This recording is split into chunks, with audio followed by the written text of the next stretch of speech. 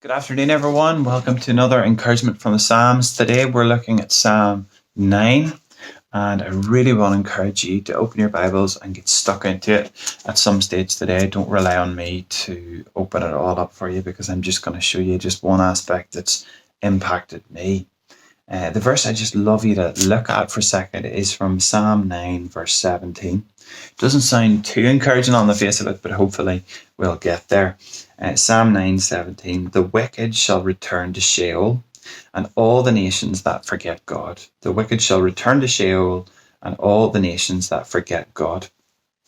The two descriptions of sin in the Bible that I'm aware of and have impacted my thoughts are the word trespass and the Greek word hamartia.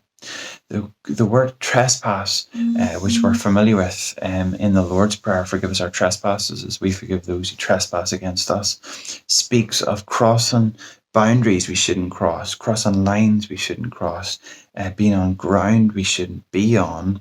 So, for example, a trespass would be to commit adultery, to steal, to lie. Those are trespasses. They're active sins that we can kind of see, and we know that we have committed. It's kind of clear.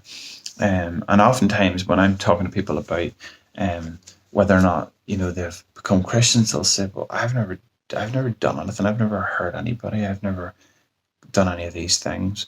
And who am I to say that they have?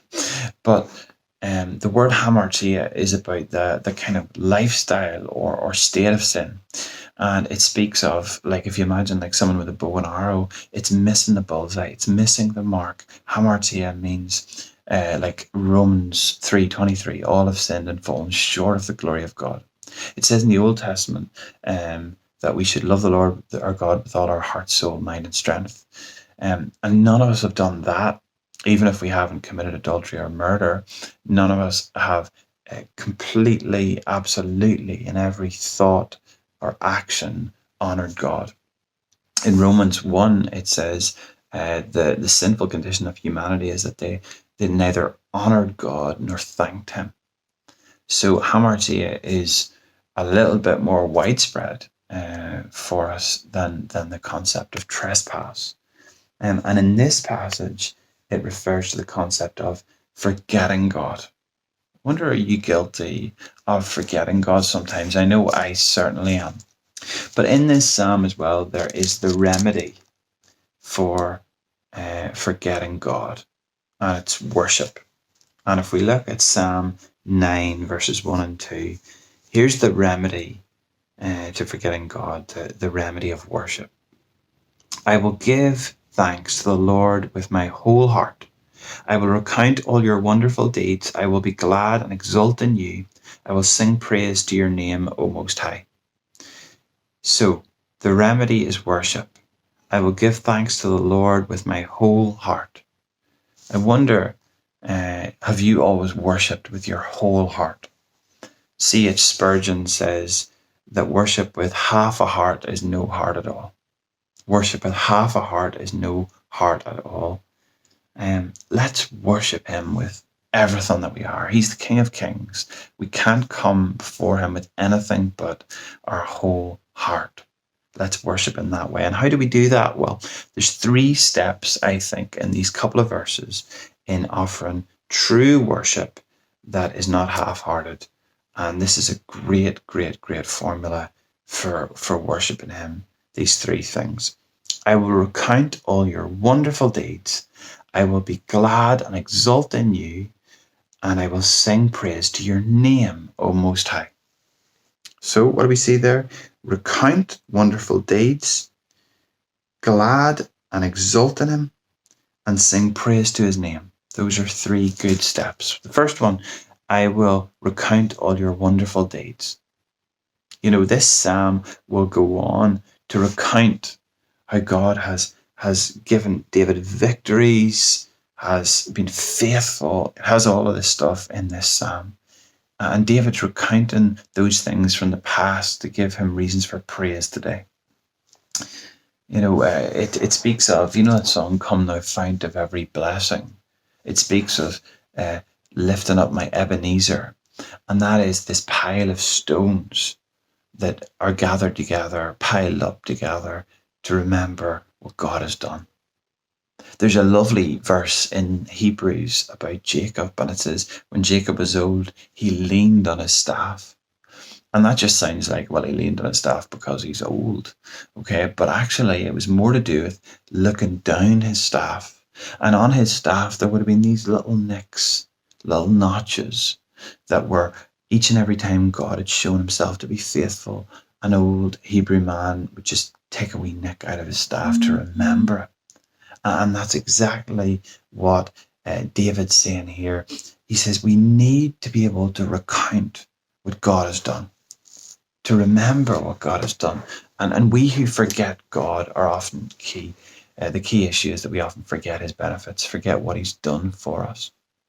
And when you remember what God's done, it really brings you to a place of praise. I watched a video, and I would really encourage you to look it up, from the Ark Church in Belfast, and their pastor was in hospital with the coronavirus. He was in an awful way, but he's been really beautifully healed from his infirmity.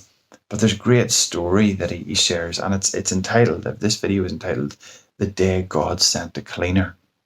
And basically the situation was that this guy, Lee McClelland, he wasn't able to see his family, he wasn't able to see his pastor, he was in just complete isolation.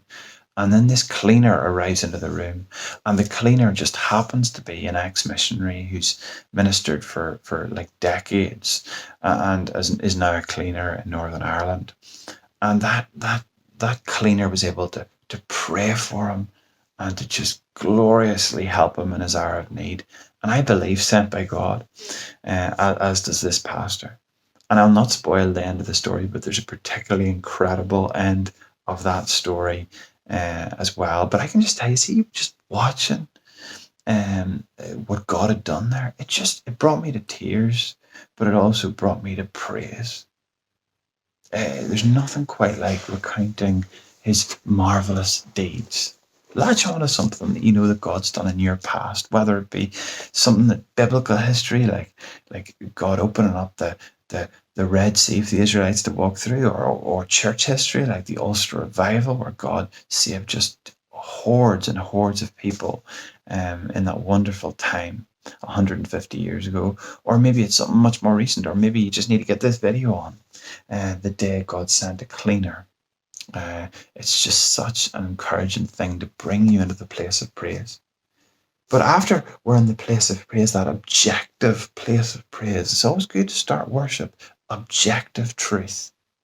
You know, we just want to say this is just what God has done. That's who he is. And then we can move to the more subjective I stuff about how I feel about that.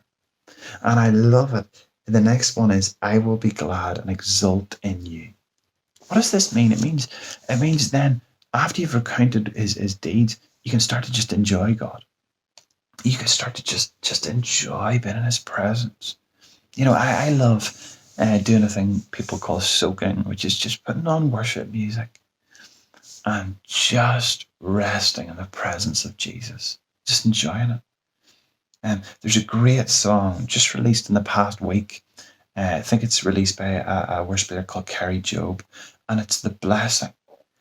And this song, The Blessing, it's just very simply that those words from the Aaronic blessing in the Old Testament. The Lord bless you and keep you, let his face shine upon you and give you peace. You know, it's just singing that, and I was just able to just sit in God's presence and play that song and just enjoy his presence. That's what David's saying here. He's saying, yeah, first of all, recount all your wonderful deeds, and I will be glad and exult in you. Just enjoy God's presence. And thirdly, on this journey, I will sing praise to your name, O Most High. This just speaks, praising the name. It just speaks of just worshiping God because of just who he is. You know, you've worshipped him because of what he's done, and then you've just been in his presence.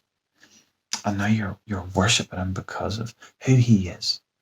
And you see, who he is actually, it actually dictates the future, because he's the same yesterday and today and forever. And based on who he is, he's gonna do more wonderful things in the future. And I just love some of these verses. Listen to this. The Lord is a stronghold for the oppressed, a stronghold in times of trouble. Those who know your name, remember we're praising that, put their trust in you. For you, O Lord, have not forsaken those who seek you. Sing praises to the Lord who sits enthroned in Zion. And I love this verse in verse 7. But the Lord sits enthroned forever. He has established his throne for justice. You know, especially in this shaky time, we want to worship God on the fact that he's just the forever God outside of time. And he's enthroned over time. Like, just praise his name.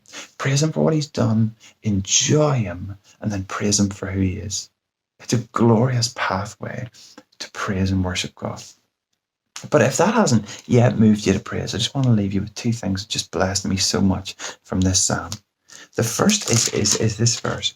Right after it talks about all the nations that forget God, verse 18 says, for the needy will not always be forgotten, and the hope of the poor shall not perish forever. Here's what I see here. We sometimes forget God, but God never forgets us. We sometimes forget God, but God never forgets us. Like, allow that to cause you to worship him. You know, have you ever bought something in the shop for like £1 and you forgot you'd bought it? I have. Like, you know, or like a shirt that I bought on sale for £5 or something, and then you put it in your wardrobe and you forget to wear it. But if you buy something for £80, don't know when that happened to me, but you know, if you did, right, £80, you don't suddenly forget you bought that, do you? Because it's costly. And what I want to say to you, that just felt from this passage today, is God does not forget you. And there's a reason why he doesn't forget you. And it's because you were costly. You cost him so much to redeem you. Don't forget him, because he won't forget you. And here's the final thing I want to share with you from our psalm today. I love this. Verses 13 and 14. Make sure you look at these. Be gracious to me, O Lord. See my affliction from those who hate me. O you who lift me up from the gates of death, that I might recount all your praises, that in the gates of the daughter of Zion I may rejoice in your salvation. Now, folks, if everything else I've said hasn't moved you to praise, let this move you to praise.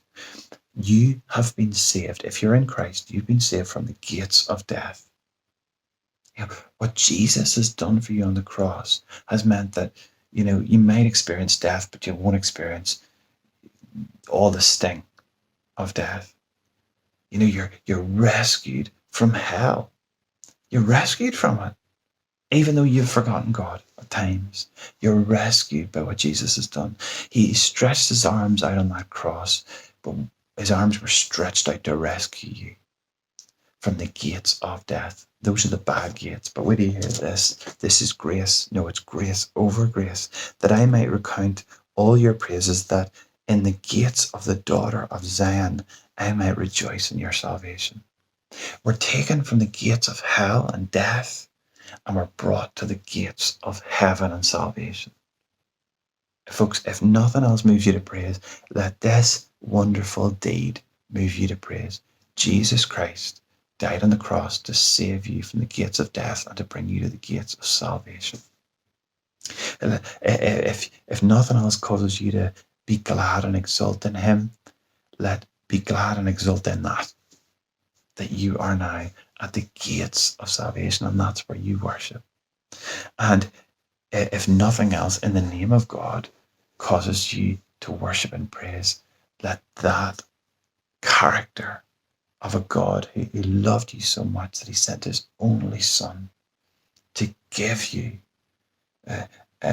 freedom from the gates of death and access to the gates of salvation, let that move you to worship and praise. Folks, I want to encourage you, open Psalm 9, read it. What's that video, The Day God Sent a Cleaner? And why not even use Carry Job, the blessing, to just spend some time enjoying God's presence today? But folks, worship him with a full, whole heart, because he is worthy. Amen.